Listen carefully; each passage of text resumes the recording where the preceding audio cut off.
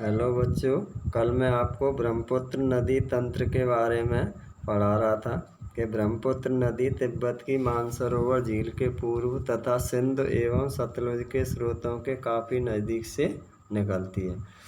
इसकी लंबाई सिंध से कुछ अधिक है, परंतु इसका अधिकतर मार्ग भारत से बाहर स्थित है। अर्थात ब्रह्मपुत्र नदी का उद्गम कहाँ से होता है? मानसरोवर झील के पूर्व से, और इसके पास से ही दो अन्य नदियों का भी उद्गम होता है। एक का नाम है सिंध और दूसरी का नाम है सतलुज। इसकी लंबाई सिंध से कुछ अधिक है। कहने का तात्पर्य है कि ब्रह्मपुत्र नदी सिंध नदी की अपेक्षा अधिक लंबाई की है, परंतु इसका अधिकतर मार्ग भारत से बाहर स्थित है। अर्थात भारत में ये कम लंबाई या कम दूरी में बहती है। यह हिमालय के समानांतर पूर्व की ओर बहती है। नामचा 12वां शिखर है, जिसकी ऊंचाई है 7,757 मीटर के पास पहुंचकर यह अंग्रेजी के यू अक्षर जैसा मोड़ बनाकर भारत के अरुणाचल प्रदेश में गार्ज के माध्यम से प्रवेश करती है। अर्थात ब्रह्मपुत्र नदी हमारे भारत में प्रवेश करने से पहले अंग्रेजी के यू अक्षर जैसा आकार बना लेती है और भारत के अरुणाचल प्रदेश राज्य में प्रवेश करती है। यहाँ इसे देहांग के नाम से जाना जाता है। तो भारत में अरुणाचल प्रदेश राज्य में ब्रह्मपुत्र नदी को किस नाम से जाना जाता है? देहांग के नाम से। देवांग, लोहित, कैनुला एवं दूसरी सहायक नदियाँ इससे मिलकर असम में ब्रह्मपुत्र का निर्माण करती हैं। तो ब्रह्मपुत्र की सहायक नदियाँ देवांग, लोहित, कैनुला, ये असम में ब्रह्मपुत्र नदी मिलती हैं और इसके बाद इसका नाम हो जाता है ब्रह्मपुत्र। या यूँ कहें कि असम में ब्रह्मपुत्र नदी को ब्रह्मपुत्र के नाम से जाना जाता है। ब्रह्मपुत्र नदी का जहाँ से उद्गम होता है अर्थात तिब्बत में इसे सांगपो के नाम से जाना जाता है। जब हमारे भारत से बहते हुए बांग्लादेश में प्रवेश करती है तो वहाँ इसका नाम हो जाता है जमुना। तिब्बत एक शीत एवं शुष्क क्षेत्र है, यानी तिब्बत एक ऐसा इलाका है जहाँ बहुत ठंड पड़ती है एवं शुष्क यानी नमी की मात्रा कम होती है। अतः यहाँ इस नदी में जल एवं सिल्ट की मात्रा बहुत कम होती है। भारत में यह उच्च वर्षा वाले क्षेत्र से होकर गुजरती है। तो यानी भारत के अरुणाचल प्रदेश, असम, ये ऐसे राज्य हैं जहाँ अच्छी बरसात होती है। इस कारण यहाँ नदी में जल एवं सिल्ट की मात्रा बढ़ जाती है। असम में ब्रह्मपुत्र अनेक धाराओं में बहकर एक गुम्फित नदी के रूप में बहती है तथा बहुत से नदीय द्वीपों का निर्माण करती है। नदीय द्वीप का तात्पर्य होता है कि जब नदियों के बीच में बहुत बड़ा एक स्थलीय भूभाग होता है, यानी मिट्टी के तलछट जमाव के कारण नदियों के बीच में ऊंचे स्थलीय भूभाग बन जाते हैं, जिन्हें नदीय द्वीपों के नाम से जाना जाता है। तो ब्रह्मपुत्र के द्वारा बनाए गए विश्व के ऐसे द्वीप हैं जो कि सबसे अधिक बड़े हैं विश्व में। तो प्रत्येक वर्ष वर्षा ऋतु में यह नदी अपने किनारों से ऊपर बहने लगती है। अर्थात जब भी वर्षा ऋतु आती है तो अक्सर कर इसके बहने वाले क्षेत्रों में बाढ़ की स्थिति बन जाती है। तो ये नदी असम में बहती है तो असम में बाढ़ का कारण बनती है। जब ये बांग्लादेश में बहती है तो बांग्लादेश में भी बाढ़ का कारण बनती है। उत्तर भारत की अन्य नदियों के विपरीत ब्रह्मपुत्र नदी में सिल्ट निक्षेपण की मात्रा बहुत अधिक होती है। इसके कारण नदी की सतह बढ़ जाती है और यह बार बार अपनी धारा के मार्ग में परिवर्तन करती है।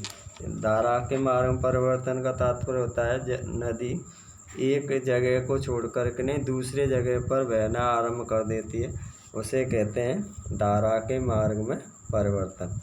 तो अब तक हम हिमालय से निकलने वाली नदियों के बारे में पढ़ रहे थे। अब हम यहाँ से आगे प्रायद्वीपीय नदियाँ यानी हमारे भारत के दक्षिण भारत के इलाके में बहने वाली कुछ महत्वपूर्ण नदियों के बारे में हम यहाँ से आगे पढ़ेंगे। तो प्रायद्वीपीय भारत में मुख्य जल विभाजक का निर्माण पश्चिमी घाट द्वारा होता है। अर्थात प्रायद्वीपीय भारत में जो जल विभाजक का कार्य करता है वो क्षेत्र है पश्चिमी घाट, जो पश्चिमी तट के निकट उत्तर से दक्षिण की ओर स्थित है। प्रायद्वीपीय भाग की अधिकतर मुख्य नदियाँ हैं महानदी, गोदावरी, कृष्णा तथा कावेरी। ये पूर्व की ओर बहती हैं। तो प्रायद्वीपीय भारत की कौन कौन सी नदियाँ हैं जो पूर्व की ओर बहती हैं? तो महानदी, गोदावरी, कृष्णा तथा कावेरी। बंगाल की खाड़ी में गिरती हैं। तो यानी ये पूर्व की ओर बहते हुए कहाँ पर गिरती हैं? बंगाल की खाड़ी में। तो दो प्रश्न हो जाते हैं। एक प्रश्न प्रायद्वीपीय भारत की वो नदियाँ जो पूर्व की ओर बहती हैं, और दूसरा प्रश्न है कि बंगाल की खाड़ी में गिरने वाली प्रायद्वीपीय भारत की मुख्य नदियों के नाम लिखो। तो महानदी, गोदावरी, कृष्णा तथा कावेरी। ये नदियाँ अपने मुहाने पर, मुहाने का तात्पर्य होता है जब नदियाँ किसी सागर या महासागर में मिलती हैं तो उससे पहले जिस क्षेत्र का निर्माण करती हैं उसे डेल्टा के नाम से जाना जाता है। तो जब ये नदियाँ बंगाल की खाड़ी में गिरती हैं तो उससे पहले किसका निर्माण करती हैं? डेल्टा का। पश्चिमी घाट से पश्चिम में बहने वाली अनेक छोटी धाराएं हैं।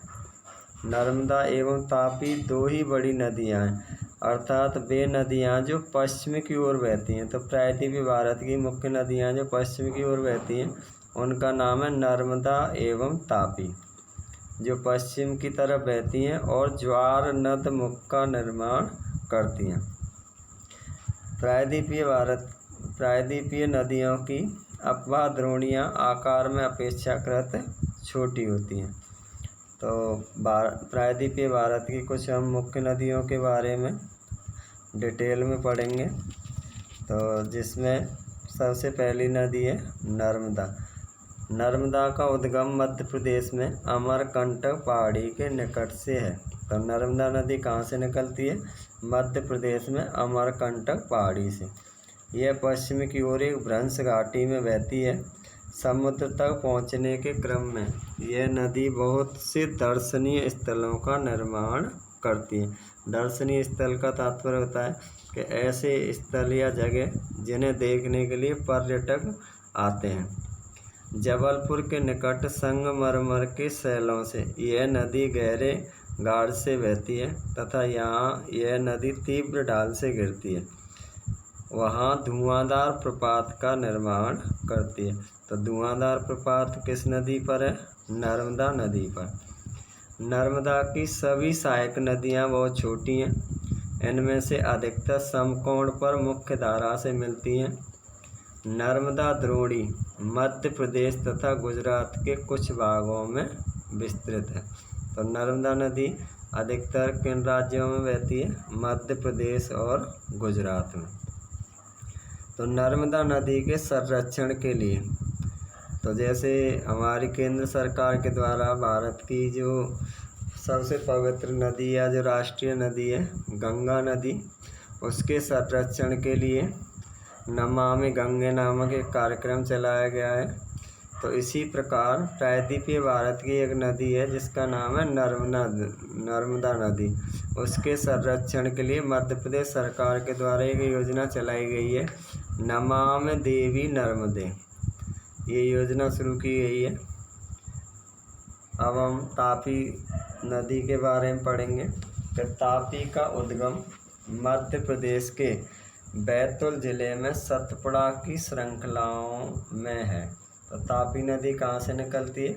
मध्य प्रदेश में बैतूल जिले में सतपुड़ा की श्रृंखलाओं से या सतपुड़ा पहाड़ियों से। यह भी नर्मदा के समानांतर एक भ्रंश घाटी में बहती है, लेकिन इसकी लंबाई बहुत कम है। इसकी द्रोणी अर्थात ये नदी भारत के किन किन राज्यों में बहती है?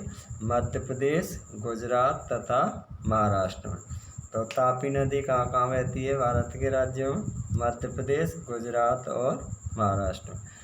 अरब सागर तथा पश्चिमी घाट के बीच का तटीय मैदान बहुत अधिक संकीर्ण है। संकीर्ण का मतलब होता है सकरा, इसलिए तटीय नदियों की लंबाई बहुत कम है।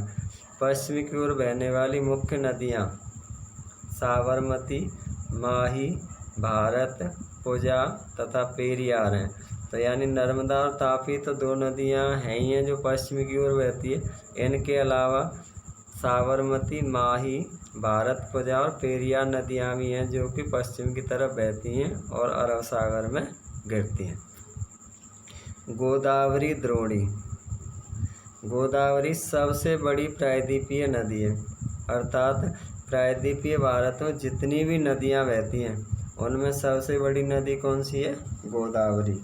यह महाराष्ट्र के नासिक जिले में पश्चिमी ढाल या पश्चिमी घाट की ढालों से निकलती है। इसकी लंबाई लगभग 1500 किलोमीटर है। यह बहकर बंगाल की खाड़ी में गिरती है।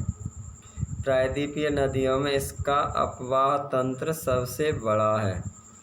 तो प्रायद्वीपीय भारत की कौन सी नदी है जिसका अपवाह तंत्र सबसे बड़ा है? गोदावरी नदी। इसकी द्रोणी महाराष्ट्र में है, अर्थात ये नदी जितनी लंबाई में बहती है उसका 50% महाराष्ट्र में है, मध्य प्रदेश, उड़ीसा और आंध्र प्रदेश। तो गोदावरी नदी किन किन राज्यों में बहती है? महाराष्ट्र, मध्य प्रदेश, उड़ीसा और आंध्र प्रदेश। गोदावरी में अनेक सहायक नदियां मिलती हैं। तो गोदावरी की सहायक नदियां कौन सी हैं? पूर्णा, वर्धा, प्राणहिता, मांजरा, वेनगंगा और पेनगंगा।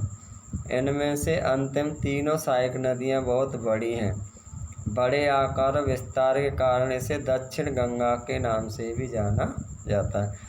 तो दक्षिण गंगा के नाम से किस नदी को जाना जाता है? गोदावरी नदी को। अब हम पढ़ेंगे महानदी के बारे में।